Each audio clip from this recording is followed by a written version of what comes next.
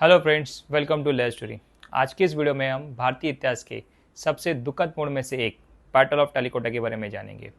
साल 1565 में एक शक्तिशाली साम्राज्य जिसका नाम था विजयनगर दक्षिण भारत में अपने चरम पे था। उसकी जो राजधानी है हम्पी, वो कला, संस्कृति और समृद्धि का प्रतीक थी। लेकिन उसके बाहर जो उसके दुश्मन मुल्क थे यानी दक्कनी सल्तनत, वो जो कभी एक दूसरे के दुश्मन हुआ करते थे, अब एकजुट हो चुके थे और उनका सिर्फ एक ही लक्ष्य था, वो था विजयनगर की बर्बादी। वो उस दिन जो हुआ वो एक सिर्फ युद्ध नहीं था, बल्कि एक विश्वासघात था, पतन था और एक महान सभ्यता का अंत की शुरुआत थी।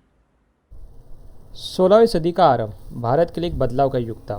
उत्तर में बाबर ने पानीपत की लड़ाई में जीत दर्ज कर मुगल साम्राज्य की नींव रखी, जो आगे चलकर अकबर के नेतृत्व में एक विशाल साम्राज्य बना। वहीं पे मध्य भारत में भी वहाँ पे 14वीं सदी में पहले ही बहमनी सल्तनत बन चुकी थी और अब बहमनी सल्तनत का निशाना था दक्षिण भारत, जहाँ पे वो अपनी सरहदों को फैलाना चाहता था। लेकिन ये उनसे होना मुमकिन नहीं था, क्योंकि दक्षिण भारत में एक और शक्ति अपने चरम पर थी और जिसका नाम था विजयनगर साम्राज्य। विजयनगर साम्राज्य को असली शक्ति मिली सम्राट कृष्णदेवराय के शासन में। उन्होंने न केवल साम्राज्य की सीमाएं बढ़ाई, बल्कि कला, साहित्य और स्थापत्य को भी नई ऊंचाई तक पहुंचाया। उनका काल विजयनगर का एक स्वर्ण युग कहा जाता है, जहां समृद्धि और सैन्य ताकत दोनों ही अपने चरम पर थी। लेकिन दूसरी ओर एक समय शक्तिशाली बहमनी सल्तनत अब धीरे धीरे बिखरने लगी थी। 15वीं सदी के आखिर में और 16वीं सदी की शुरुआत में इसका पतन पूर्ण रूप से हो चुका था, जिससे 5 नए स्वतंत्र राज्यों की स्थापना हुई थी: बीजापुर, अहमदनगर, गोलकोंडा, बीदर और बरार। ये 5 सल्तनत जिन्हें दक्कन सल्तनत के नाम पे जाना जाता था। ये सुल्तान आपस में संघर्ष करते थे। इनमें कोई स्थायी मित्रता नहीं थी, अगर कुछ था तो स्थायी दुश्मनी थी। बहमनी सल्तनत के बिखरने में बहुत बड़ा योगदान कृष्णदेवराय का माना जाता है। उनके बेहतरीन रणनीतिक और राजनीतिक डिसीजनों ने बहमनी सल्तनत को कई टुकड़ों में तोड़ा था। लेकिन 1529 में कृष्णदेवराय के निधन के बाद कोई ताकतवर शासक विजयनगर एम्पायर को मिल ना सका। उनके बाद उनके छोटे भाई अच्युत राय कुछ समय के लिए आए और फिर वो भी चल बसे। उसके बाद वेंकट राय आए और वो भी ज़्यादा देर तक शासन नहीं कर पाए और उनको सक्सेड किया सदाशिव राय ने, जो 1542 में था। लेकिन सदाशिव राय एक पपेट रूलर थे, असली ताकत थी उनके मंत्री रामा राय के हाथ में। अब विजयनगर की असली ताकत अगर किसी ने संभाली थी तो वो थे आलिया रामा राय। वो राजा नहीं थे, पर पूरे साम्राज्य की बागडोर उन्होंने अपने हाथों में रखी थी। रामा राय ने दक्कनी सुल्तानों की राजनीति में बार बार हस्तक्षेप किया। कभी वो सुल्तानों का समर्थन करते तो कभी उनसे दुश्मनी ले लेते। ये चालाकी धीरे धीरे सुल्तानों तक खतरे की घंटी बन गई थी।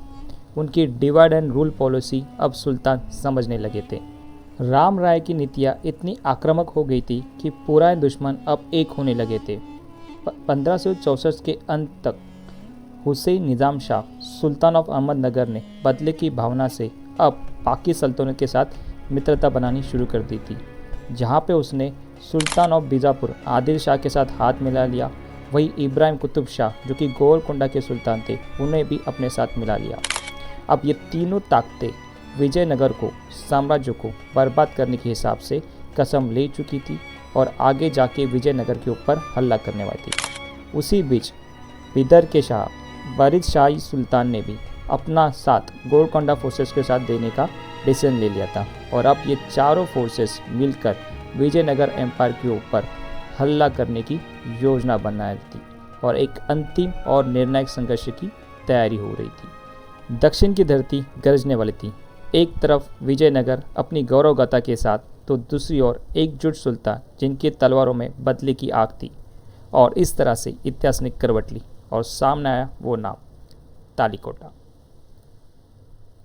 चारों सुल्तानों की सेनाएं अब बीजापुर के बाहर एकजुट हो चुकी थी। सारी योजनाएं बन चुकी थी। अब उनका एक ही लक्ष्य था, विजयनगर पर आक्रमण। 1564 के अंत में यह संयुक्त सेना दक्षिण की ओर कूच कर चुकी थी, लेकिन उनके रास्ते में एक बड़ी बाधा थी और वो थी कृष्णा नदी। जब तक वे इस नदी को पार नहीं करते, विजयनगर पर हमला मुमकिन नहीं था। उधर आलिया रामा राया को भी सुल्तानों की गठबंधन और संभावित आक्रमण की भनक लग चुकी थी। उसने तुरंत प्रतिक्रिया भी दी, अपनी सेना को कृष्णा नदी के किनारे तक पहुंचाया और वही मोर्चा मजबूत करने लगा। राम राय की योजना बड़ी साफ थी, नदी को पार करने से पहले ही उसको सुल्तानों को रोकना था। अब दोनों ओर सेनाएं तैयार थी और हवा में युद्ध की गंध फैलने लगी थी।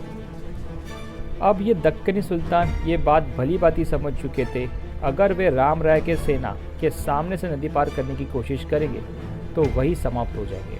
और तभी उन्होंने अपना मास्टर स्ट्रोक खेला। चारों सुल्तानों की सेना अब पूर्व की ओर आगे बढ़ी और मार्च करने लगी। जैसी ये खबर राम राय को मिली, उसने भी अपनी मजबूत किलेबंदी को पीछे छोड़ सुल्तानों की सेना का पीछा करना शुरू कर दिया। लेकिन यही वो चाल थी जिसका इंतजार निजाम शाह कर रहा था। 2 दिन के थकाऊ मार्च के बाद जब राम राय की सेना नदी के क्रॉसिंग पॉइंट से दूर हो चुकी थी, अहमदनगर का सुल्तान निजाम शाह अचानक से मुड़ा और अपनी तेज कैवलरी और मोबाइल तोपखाने के साथ सीधे उस क्रॉस पॉइंट को पार कर गया जहां अब विजयनगर को कोई भी टुकड़ी मौजूद ही नहीं थी। फिर क्या था, जैसे ही निजाम शाह ने कृष्णा नदी के दोनों किनारों को अपने कब्जे में ले लिया, अगले ही दिन पूरी विशाल दक्कनी संयुक्त सेना ने नदी पार कर ली और अब वे विजयनगर के धरती पर कदम रख चुके थे। इस खबर ने राम राय को झकझोर कर रख दिया। उसे एहसास हो गया कि उसकी पहली बड़ी रणनीतिक हार है। जैसे ही दक्कनी सेना विजयनगर के निकट पहुंची, उन्होंने बैटल फॉर्मेशन बना ली और आगे बढ़ने लगे।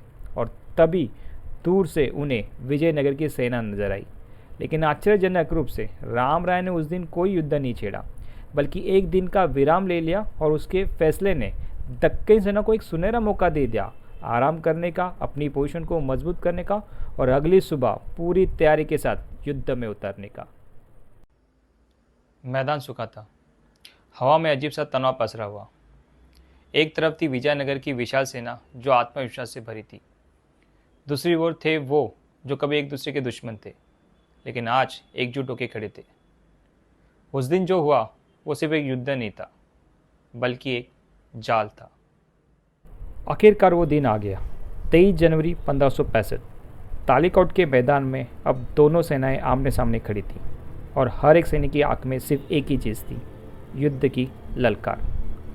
अब अगर बात करें दक्कनी सेनाओं की रणनीति की, तो उनकी फौज 3 मुख्य हिस्सों में विभाजित थी, बाएं, दाएं और केंद्रीय मोर्चा। बाएं हिस्से की कमान संभाल रहे थे गोलकोंडा के इब्राहिम कुतुब शाह और उनके सेनापति मुस्तफ़ा खान, जिनके साथ एक छोटा सा बिदर दल भी था। दाएं मोर्चे पर तैनात थे बीजापुर के अली आदिल शाह और उनके सेनापति किश्वर खान। और वही केंद्र में सबसे अहम भूमिका में थे अहमदनगर के निजाम शाह और उनके सेनापति इखलास खान। इस केंद्रीय पंक्ति को मजबूती दे रही थी 200 तोपों से लैस शक्तिशाली तोपखाना, जिसे चला रहे थे रूमी खान, एक कुशल और प्रशिक्षित तोपची जो तुर्की तोपखाना रणनीति के माहिर माने जाते थे। इन्हीं भारी तोहफे के पीछे तैनात थी छोटी लेकिन बेहद घातक तोहफे, जिन्हें कहा जाता था जम्बूरक, जो ऊंटों पर लगाई जाती थी और तेज़ी से इधर उधर मूव की जा सकती थी।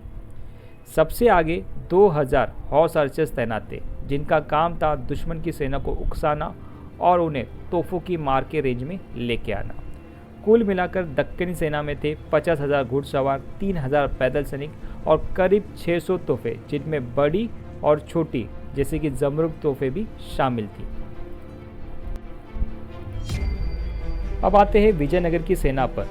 उनके पास भी कोई कम ताकत नहीं थी, लगभग 60,000 के घुड़सवार दल थे, साथ में बड़ी संख्या में अप्रशिक्षित पैदल सैनिक थे और करीब 500 से ज़्यादा हाथी थे। साथ में उनके पास कुछ पुरानी तोहफे थी और कुछ रॉकेट लॉन्चर्स भी थे। इसके अलावा उनके पास एक मर्सनरी मुस्लिम हॉर्स आर्चर्स भी थे, जो करीब 2000 की संख्या में थे। विजयनगर की फौज भी 3 हिस्सों में विभाजित थी। केंद्र में खुद आलिया रामा राया मौजूद थे। दाएं मोर्चे की कमान संभाल रखी थी वेंकटदरी ने और बाएं मोर्चे का नेतृत्व कर रहे थे त्रिमूल राया। सो दोनों सेनाओं की युद्ध रेखाएं अब तय थी, रणनीतियां बन चुकी थी, अब बस तलवारें बोलने वाली थी। दोपहर होते होते युद्ध का बिगुल बज चुका था। दोनों तरफ से तोहफे और रॉकेट्स की बारिश शुरू हो गई।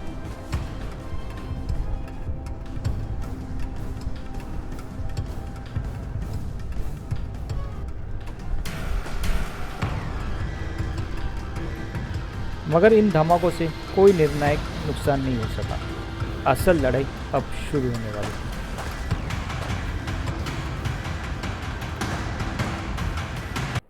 सबसे पहली भिड़ंत हुई विजयनगर की राइट विंग और दक्कनी सेना की लेफ्ट विंग के बीच, जिसकी कमान संभाल रहे थे कुतुब शाह। ये दक्कनी फौज का सबसे कमज़ोर और सबसे खराब गुणवत्ता वाला हिस्सा था और इसी का फ़ायदा उठाते हुए वेंकटाद्रि ने पूरी ताकत से हमला बोला।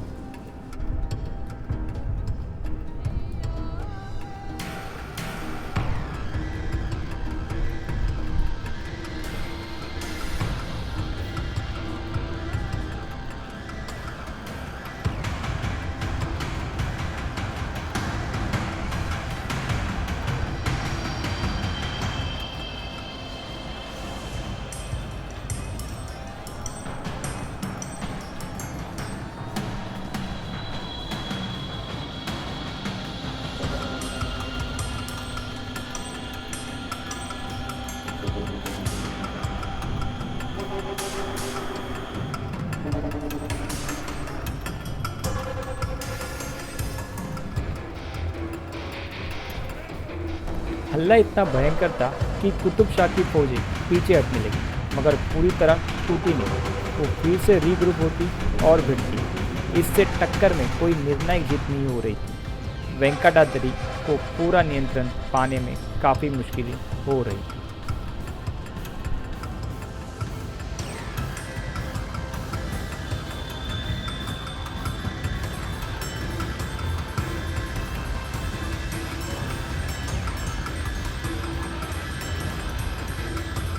दूसरी ओर मैदान के दक्षिण छोर पर अब बीजापुर के अली आदिल शाह ने हमला बोला, त्रिमुल राय और उनके बेटे की अगुवाई वाले विजयनगर के लेफ्ट विंग पर।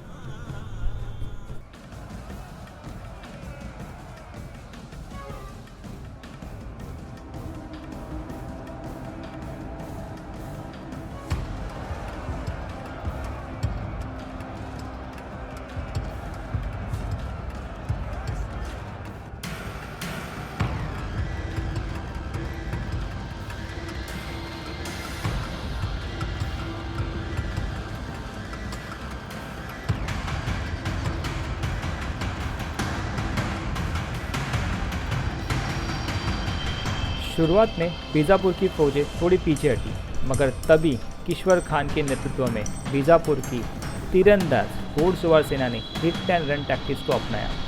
इन तेज हमलों ने त्रिमुल की सेना को भारी नुकसान पहुंचा। उसी दौरान एक तीर त्रिमुल राय की आंख में जाकर लगा और वो बुरी तरह घायल हो गया। उनका बेटा भी लड़ते हुए बुरी तरह जख्मी हुआ। बाद में इन दोनों के बारे में कोई जानकारी नहीं मिली, तो हो सकता है कि वो उस युद्ध में मारे गए हो या कुछ दिनों बाद जख्मों के चलते।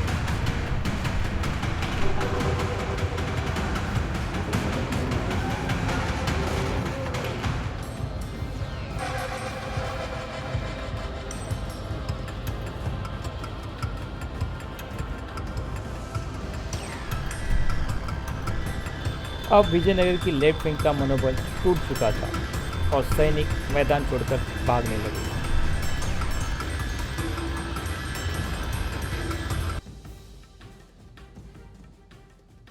अब थोड़ा सा ध्यान युद्ध के बीचों बीच सेंटर फ्लैंक की ओर भी देख लेते हैं, जहां निज़ाम शाह और उनके 2000 घुड़सवार तीरंदाज डटे हुए थे। उन्होंने विजयनगर की सेंटर फ्लैंक के वैनगार्ड पंक्तियों को दबाव में डालना शुरू कर दिया था।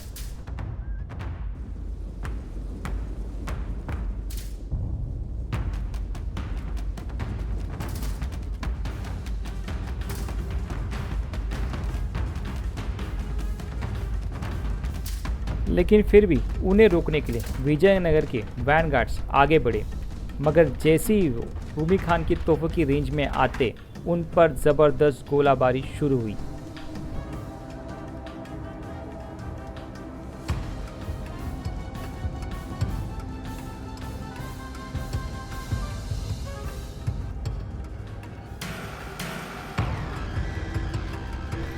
अब तक राम राय समझ चुके थे युद्ध उनके पक्ष में नहीं जा रहा। 80 वर्ष से अधिक आयु के राम राया अब घोड़े पर नहीं चढ़ सकते थे, इसलिए वो पालकी में बैठकर मैदान में उतरे। उन्होंने सैनिकों का हौसला बढ़ाने के लिए सुवर्ण मुद्राएं मैदान में फेंकना शुरू कर दी थी और उनकी आवाज़ गूंज उठी। जाओ मेरे वीरों, पीठ टिकाना वीरता नहीं, दुश्मन को मिटा दो, आगे बढ़ो, लड़ो, मर मिटो। इस प्रेरणा और इनाम की बारिश ने भागते हुए सेना को फिर से एकत्र किया। वे फिर संगठित होकर तत्कनी सेंट्रल बैंक के ऊपर टूट पड़े। मगर यही मौका था जिसका रूमी खान को इंतजार था। जैसे ही विजयनगर की सेना पास आई, रूमी खान ने अपनी तोपों में तांबे के सिक्कों की बोरियां भरकर ग्रेप शॉट फायर कर दिया और ये हमला तबाही बनकर टूट पड़ा।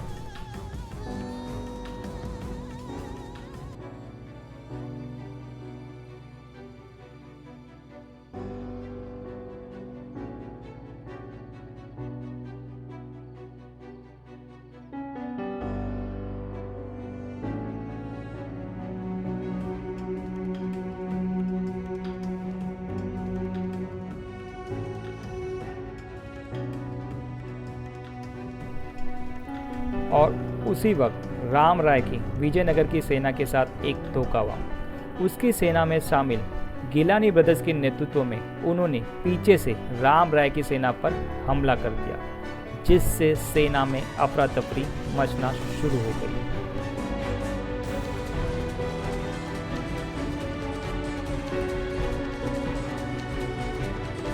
अब राम राय की केंद्र की विंग पूरी तरह से घिर चुकी थी। एक ओर से निजाम शाह के हाथी और रिजर्व्स, तो दूसरी ओर से अली आदिल शाह की घुड़सवार तीरंदाज उन्हें चारों तरफ से घेर चुके थे। सैनिकों में भगदड़ मच चुकी थी। इस अफरा तफरी में रूमी खान के दस्ते राम राय को पकड़ लाए और उन्हें निजाम शाह के सामने खड़ा कर दिया। निजाम शाह ने राम राय का सिर धड़ से अलग कर दिया और उसे एक भाले की नोक पे टांग कर पूरे मैदान में घुमाया गया। ये देखकर जो थोड़ी बहुत विजयनगर की फौजें बची थी वो भी भयभीत होकर भागने लगी। तत्कनी सेनाओं ने उनका नरसंहार शुरू कर दिया और इस प्रकार तालीकोट का युद्ध समाप्त हुआ, विजयनगर साम्राज्य की शानदार लेकिन दुखद हार के साथ। युद्ध की धूल अभी बैठी भी नहीं थी कि विनाश की शुरुआत हो गई। दक्कनी सल्तनत की सेनाएं हम्पी राजधानी में प्रवेश कर चुकी थी। वही हम्पी की राजधानी जो एक वक्त दक्षिण भारत का अनमोल रत्न थी, जहाँ पे कभी कवि, विद्वान, महलें और पत्थरों में उकरी गई मंदिरों की दुनिया हुआ करती थी।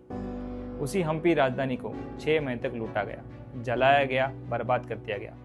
औरतें, बच्चे, बूढ़े सब पे अत्याचार किए गए। जो मंदिर थे उन्हें तोड़ दिया गया, जो बाजार थे उन्हें सून कर दिया गया। जो सदियों से चलती आ रही सांस्कृतिक और आर्थिक समृद्धि का जो केंद्र था, जो हम्पी की राजधानी थी, अब वहाँ पे भयावह सन्नाटा था।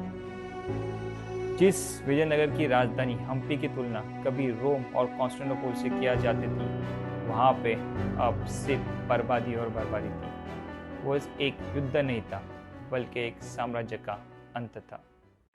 आज के वीडियो के लिए बस इतना ही। आपकी राय बैटल ऑफ टालीकोटा के बारे में क्या है, मुझे कमेंट बॉक्स में ज़रूर बताइएगा। अगर आपको मेरा वीडियो अच्छा लगे तो उसे लाइक कर दीजिएगा और इसी प्रकार मिलिट्री हिस्ट्री बैटल्स के बारे में और भी जानकारी जानने के लिए मेरे चैनल लेयर स्टोरी को सब्सक्राइब कर दीजिएगा। तब तक के लिए थैंक यू।